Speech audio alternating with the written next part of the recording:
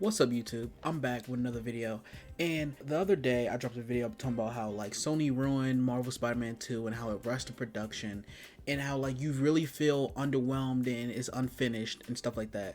And I got a lot of comments, got a lot of thoughts and opinions. Thank you for all the support in the video. And I said in the video how Marvel Spider-Man 2 is not a top 5 Spider-Man game. And so I wanted to triple and double down because people was like in the comments, what do you mean it's not a top 5 Spider-Man game? This game is a masterpiece. Which, if the developers come out and say how they weren't able to finish it to the quality they wanted, and the story is not as finished as much as they wanted, they had to cut a lot of stuff and stuff like that. And even tell by the leaks, even though they didn't want it out, that they cut majority of the boss fights, and there was a bunch of other Venom villains we were supposed to fight. You can't call this game a masterpiece. I'm sorry. If it's unfinished, it's excluded from the masterpiece category. But I wanted to give my top 5 Spider-Man games, all right? And once I go through, I will give each game a little blurb of like why I think it's better than Marvel Spider-Man 2. But first, my main issues with Marvel Spider-Man 2, just to get everyone clear, the people who are new to my channel and to this video, I just want to say, once again, unfinished, unpolished story, multiple cut boss fights, and the main villain Venom was very underwhelming and not fleshed out at all. Honestly, like, if you think about it, we don't even know why his name is Venom. Like, in the comics they explain it, in other mediums they explain it, in this one they don't explain it at all. It's like, why you pick that name, you know what I mean? It's like that. It's like, he's not a character, he is a plot device just to drag the plot forward, okay? And I think someone posted, it was very interesting how, like, every time Harry is a main villain from something Spider-Man related, it gets rushed in production and automatically fails. It's funny. It's like, not saying Marvel Spider-Man 2 is a failure. It is a financial success, but in terms of the quality that people wanted from their game, it is a failure from that degree. Numerous sections drag the future plays of the game. Like, I'm replaying it now on the New Game Plus, Ultimate Edition, stuff like that.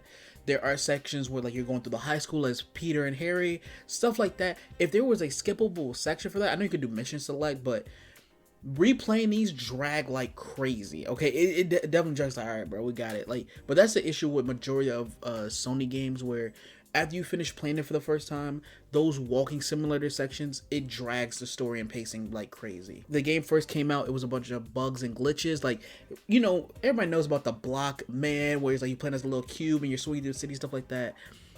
Features that were still missing and stuff like that, like New Game Plus and changing the time of day that they added recently. But there's still more things that are missing that people wanted. Like, for example, there is several cutscenes where you change from your normal suit to the Venom suit. It would have been cool if it was a feature where you get to select what Venom suit you or symbiote suit you switch into. Like when people were doing the thing where Peter first gets a suit, you know, after he gets stabbed by Craven. It would have been cool if you had the original Raimi suit, and then once you get the symbiote, it turns to the black suit. I think that'd be stuff like minor stuff like that. Like, if this was given more time, I feel like they would have added that as a feature. I think that would have been very dope. And just minor things like that. Or how when you're first replaying the game, you automatically get your symbiote surge, even though you don't have the symbiote. But like that, this is minor nitpicks and stuff like that. But that stuff would have made this 10 times better. Now, no Spider-Man game is perfect, of course, but these next 5, I would give the positives and the pros and the cons. And if you never played these Spider-Man games, what are you doing? Go buy it. And I'll show you like how to, not show you, but tell you ways you can play this game if you're interested. Now, this is in no particular order, by the way. I'm not gonna rank Spider-Man games, because then that's a whole separate video I might do later, unless y'all want to see that. Like, if you want me to rank every Spider-Man game ever, just put in the comments and I might do it. So the first on my list, not number 1, but just the first one I have written down when I was jotting down my thoughts, the original Marvel Spider-Man, the one that came out in 2018.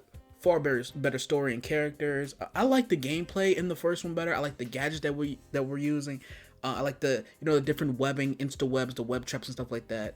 The only issue with the original Spider-Man game is like the stealth sections. Like, it felt like all the stealth sections ended in combat. There's no really like way to like fully do all stealth, which was very underwhelming for me, which I liked in the sequel, where like as Miles, stuff like they turn invisible and you could actually like complete whole levels without getting seen and stuff like that.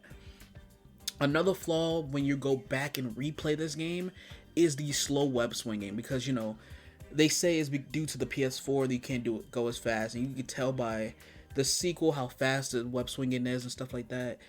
That's the only thing that really prevents it. But if you play on PC and you play with mods, it is vastly superior.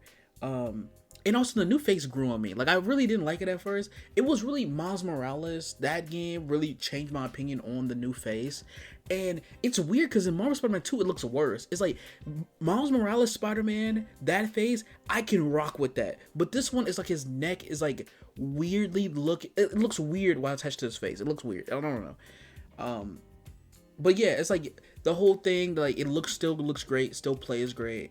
You can play this on the PS4, PS5, and PC. I recommend it. It's like you get on PC for like $28. Like it's pretty decent. It's pretty decent with the DLC and stuff. So I recommend it. And also, it's better suits in that game. Like half the suits in this game do not show up in the sequel, and it's kind of weird because then you have like some suits that show up and it's like, bro, why you pick this suit over that one? You know what I mean? But hey, whatever. The next Spider-Man game on the list is the Spider-Man 2 PS2 game. It's the one that started it all. It still has the best web swinging. You can argue that in Marvel Spider-Man 2 as the best web swinging because that's also the web wings and stuff. But I like the original one. I mean, the original brings it all back, you know what I mean? It's fun. Exciting. The characters is good. The story, while based off the movie, did add its own twists and turns. It is my favorite version of Mysterio in a Spider-Man game, if I'm being honest here. I love that little... you can't stand him because he's like, oh, I'm better than Spider-Man, you know what I mean? And you see him develop and turn into Mysterio, and Tobey Maguire cracking jokes and stuff like that. It's fun, it's enjoyable. Some voice acting is but it's decent. It's decent. Next one on the list is Ultimate Spider-Man. They pretty much, like, Marvel Spider-Man 2 pretty much stole the player's Venom from them, but if we're being honest, multiple different Marvel characters show up when necessary, and they don't tease you. They don't give you the Sanctum Sanctorum, and you know they don't show up when New York's being taken over. And this will show up in a later game on the list if you can tell. But characters show up when necessary, and it's fun inside. You see all these different cameos and stuff like that, like Nick Fury, Human Torch, Wolverine, and stuff like that. And it's very dope. Fun gameplay, fun story. Eddie Brock is actually a character. Venom is cool. And honestly, the ending is super satisfying. Like Marvel Spider-Man 2, you can tell they're setting up for the third one. Like it's very obvious. Like the whole Harry and Norman Osborn ending where he flips out on Spider-Man for whatever reason. It's dumb. Like if you really think about it, it's dumb. It's like, because the whole point, I said this in a video when I said I think Marvel Spider-Man is not good or something like that. I brought up, it's like they force Norman to be mad at Spider-Man so badly. It's like, bro, it just doesn't work. It's like, bro, are you serious? Like, you asked me to take the symbiote off your son, and now that I took it off, you're like, what did you do to him? Like, bro, get the fuck out of here. The Venom sections are fun and engaging, and I just really enjoy it. It's a very fun game. It's this Peter Parker in high school. Like, I would love an updated version of that, like what they did with Marvel Spider-Man 2, and that whole high school section. Like, that section was boring, but playing as a young Peter in high school is dope. But I like the growth and development of Peter Parker, how he's actually an adult, dealing with adult problems. And also the ending boss fight, when you're whooping Venom's ass with straight hands, okay? You don't need no... Hey, Ultimate Spider-Man, I love... The trend with Marvel Spider-Man, which I hate it, is like every final boss you need a anti-main villain suit. This should have been what it was. The anti-venom suit should have just been the original Spider-Man suit. That would be so gas. Like, yo, I don't need no anti-venom. I don't need no gadget. I'm just gonna whoop your ass. That's what it is. Hey, Ultimate Spider-Man stood on business. I ain't gonna lie to you. We're here with the mink. Hey, Venom fell down. He got back up. He turned around, hit him with the mink. Hey, listen. That part always gives me hype. He's like, hey, listen. I ain't here for all this talking. I'm gonna beat your ass. This is really finna do now. I need my Peter like that, bro. Next game on the list is Spider-Man Shattered Dimension. 4 different Spider-Man across, different dimensions and stuff like that. And it's different gameplay styles. It's different environments and fun boss fights for each Spider-Man. The only flaw with this game, it's just a gripe that I have because of the next game on the list is Spider-Man 2099 voice actor is hot garbage. It doesn't fit the character. I'm sorry. It does. When you have, I know this came out before the next game on the list, but like when you have that come out, you can't go back and listen to this. Like, it sounds like I'm playing a Spider-Ham, bro. It's this weird cartoonish like voice. I can't explain it. It just doesn't fit the character that I believe. When I think of the character, I think of this version, and it just doesn't like work for me. You know what I mean? Every time I sit there and listen to this man talk, I think of the Charlemagne clip. Miguel O'Hara, Spider-Man of the year 2099. That's me, ready to save the universe and looking good while doing it. Nah, that ain't it, y'all.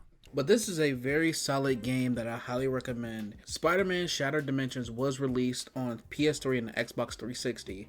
And so there wasn't no re-release. There was no, remake and stuff like that of the game. And so if you want to play this game, I highly recommend either getting a PS3 to play it or a 360, or you can emulate it on PC. Or you can find the 7 Cs to get it, which I highly recommended trying it. It's just a very fun game. It still holds up to this day in terms of graphics wise and stuff like that. And also Ultimate Spider-Man 2 came out on the PS2 and I think the GameCube. If you want to play that, you just have to emulate it at this point, unless you have it on you. But it's more expensive to get the physical copy and try to play through that than it is just to emulate it. The next game on the list is Spider-Man Web of Shadows. Okay, and if I'm the writer of Spider-Man Web of Shadows, I'm looking at Marvel Spider-Man 2 mad as fuck because it stole my entire flow. He copied my whole fucking flow! Word for word, bar for bar! I'm sitting here tight. I'm sitting here upset because they took the entire final act of Web of Shadows and put it in that game and half-assed it. How do you copy me and do a less job than me, bro? Like, what are we doing here? And I'm not gonna sit here and say that, oh, this game, in terms of like the story is so much better than Marvel Spider-Man 2, but it handled the symbiotes far better than the Spider-Man 2. And so the gameplay is blows that out the water. I love the combat in Web of Shadows. I love the web zip and all that stuff. The way the verticality of the web fights when you're fighting on the side of buildings and stuff like that. It's nice to play. You see the consequences of Peter Parker wearing the black suit and the different choices in the story makes replayability so much fun. And people just love going back and replaying to see the different endings and stuff like that, because there's so many different endings to this game based on the choices you make. And the boss fights are fun, they're engaging. The missions are different. There's a different change of pace. There are some like repetitive missions, but like the gameplay is so fun to kind of overreact. It kind of like oversees that, you know what I mean? And I recommend it. Once again, it was revealed. It was released on, I think, the PS3 and 360. You might just have to emulate it or, sell the 7 Cs for it. But I recommend it also.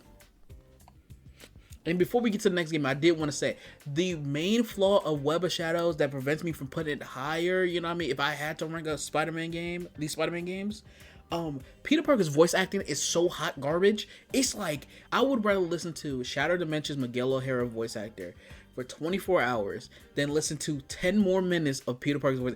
His voice, I don't know who was in the booth cooking with that, but that voice acting was trash. I'm sorry. Where's Luke Cage in the search party? Where's Cage in his search party?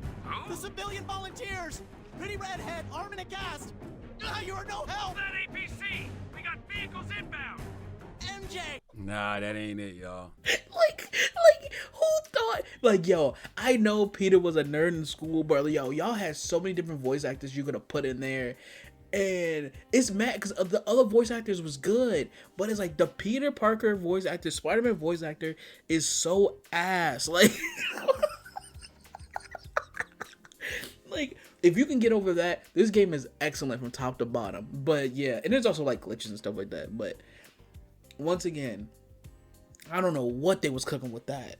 Now, the final game on the list, last but not least, this is my favorite Spider-Man game of all time, point blank period. It is Spider-Man Edge of Time, okay? This is by far my favorite Spider-Man game, okay? The story is excellent, the gameplay is fire, and the fact that this dropped 1 year after Shattered Dimensions is insane. It's like, they were cooking, like, Activision and that Spider-Man deal, of course, they had a lot of duds. They had a lot of falls. They had a lot of L's. But when they were in their bag, they were in their bag, bro. Like, shout out to Beanox for able to get this game out in a little over a year of the last game, bro. Like, Sony was working them like some dogs. Like, and the fact that we got this excellent story from that, which is, for those who don't know, it is Miles Morales, holy fuck, Miguel O'Hara and Peter Parker, and basically they're trying to save the timeline. There is an evil villain that's trying to use timeline to go back in time and change history. And Spider-Man 2099 is trying to prevent that with the help of Peter Parker. And so your plan is both characters, and like the stuff you do in the past is affecting the future and vice versa and stuff. And so it's really cool, and the voice acting is stellar. This game has my favorite version of each character, okay? Josh Keaton as Spider-Man, aka Peter Parker, is my favorite version of the character because he can match anything. If it's serious, he can get serious. If it's fun and joking, he can do that. And it's like, he's very versatile. And when I read Spider-Man, I think of his voice, other than like Toby, but like, I think of those voice, like he is number one is my voice. Like the current voice actor Yuri is cool as Spider-Man, but like Josh Keaton is just like my go-to if I had to think of like a Spider-Man voice actor. And then my favorite Miguel O'Hara voice actor is Christopher Daniel Barnes, aka Spider-Man from the cartoon, you know what I mean, when he's screaming shocker. That's my goat right there, okay? And him being this like serious like Spider-Man in the future, and I love the cutscene where he's like, he doesn't want to save the certain person. I'm gonna spoil the story for you. He doesn't want to save the certain person because it might affect the timeline. And Peter's like, if you don't save him, you don't know the first thing about being Spider-Man. Like, it's, you always save that one person. And it's so jarring to me how the only people's version of Miguel O'Hara that they know is from Beyond the Spider-Verse or like Across the Spider-Verse, stuff like that. And it's sad because like, man, like these versions of these characters are so goated. And this is what I wanted Spider-Man's in the MCU to be. I want, like, if Sony had to do a universe, I will say this to the day I die, just do a 2099 universe and literally just remake this game as a movie and just do it with Tom Holland's Spider-Man, with a Miguel O'Hara. This will make I promise you, if done right, this will be the greatest Spider-Man movie of all time. This is what I've been asking for since I was a kid, okay? That's what I need. But back to the game side of things. The gameplay is fire. It's similar to Shattered Dimensions. The story is excellent. The bosses are nice. And it's like certain boss fights, it's like I could skip it, but it's like it's dope. I enjoyed it. And also the ending is very satisfying because you're trying to prevent this tragedy from happening from the beginning of the game, where you see Peter Parker is dead and Miguel, even in the opening like menu, we press it, you see like Miguel O'Hara carrying a dead Peter Parker, and it's like, yo, what happened here? Like, and it just goes to the story, and it's like when you get to that moment, and he's trying to fight, but he can't do anything about it. And then Miguel O'Hara has to come in and oh my god, it's like, bro, this is what I need, bro. This is what I need. I highly recommend you go play this. It is on the PS3. I think it's on the 360 also. But if you don't have those things, it is available online through certain means. You know what I mean? You might have to sell the 17s for it. Or you can emulate it. The PS3 emulator, it's pretty decent for this game. That's what I played it through. I played through the RPS3 or something like that. I highly recommend it. Now, those are the games. Now, thinking about it, Marvel Spider-Man 2 is not even a top 6 Spider-Man game. But listen. I'm just a messenger. These are my opinions, of course, because some people get in their feelings about it when I say that I prefer these games over, Marvel Spider-Man 2. Let me know down below what y'all think. Do y'all prefer these games over Marvel Spider-Man 2? Which game that is not Insomniac Spider-Man is your favorite game?